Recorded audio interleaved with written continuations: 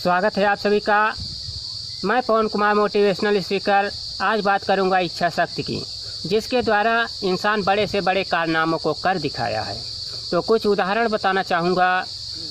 Abraham Lincoln, जो कि जंगल की झाड़ियों में पैदा हुए थे, कोयला और लकड़ी जला कर पढ़े थे, पढ़ने के लिए किताबें भी नहीं थी, वे दूसरे से किताबें मांग कर पढ़ा करते थे।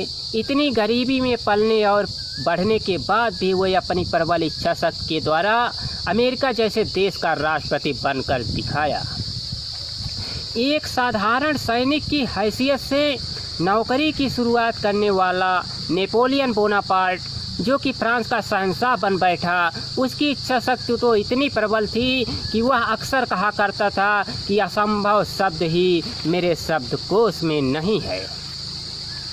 तो अमेरिका के ही एक छोटे से ऑटो गैराज में काम करने वाला एक साधारण सा बालक, जो कभी यह कहा करता था कि मैं एक दिन एक कार की कंपनी खोलूँगा, तब लोगों ने उसका मजाक उड़ाया।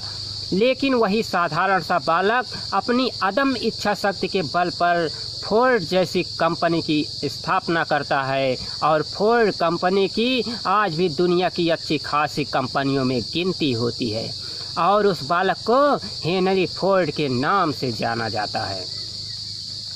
और भी उदाहरण हैं, जैसे कि राइट बंधु, जो कि साइकिल बनाने का कारोबार करते थे।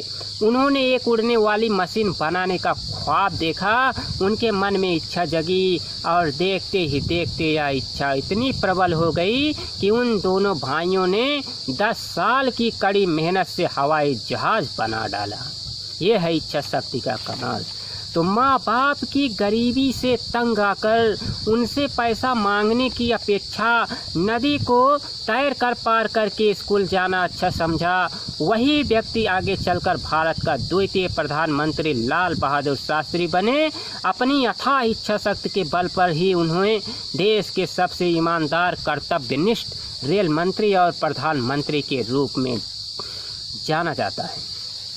जब भारत देश में जातिवाद अपनी परम सीमा पर था, निम्न कैटेगरी के लोग खाने पीने और रहने तक को तरसते थे, कदम कदम पर अपमान का घूंट पीना पड़ता था, तो उस जमाने में भी अथाह इच्छा शक्ति के मालिक डॉक्टर भीमराव अंबेडकर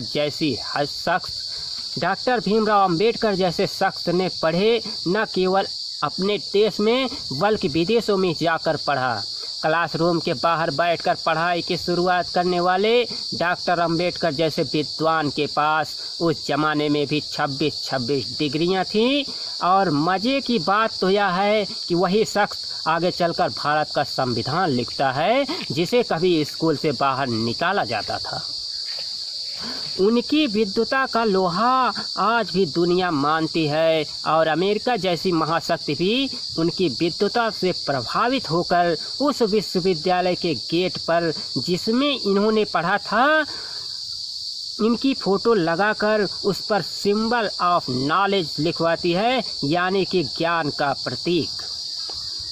अमेरिका आज भी कहा करता है कि मुझे गर्व है कि डॉक्टर अंबेडकर जैसी हस्ती हमारे यहाँ आकर पढ़ी और महाविद्वान बन बैठे, और वही शख्स जो कभी एक ब्रेड और डबल रोटी खाकर पेट भर लेते थे, बैंकों का बैंक RBI की स्थापना कर दिया।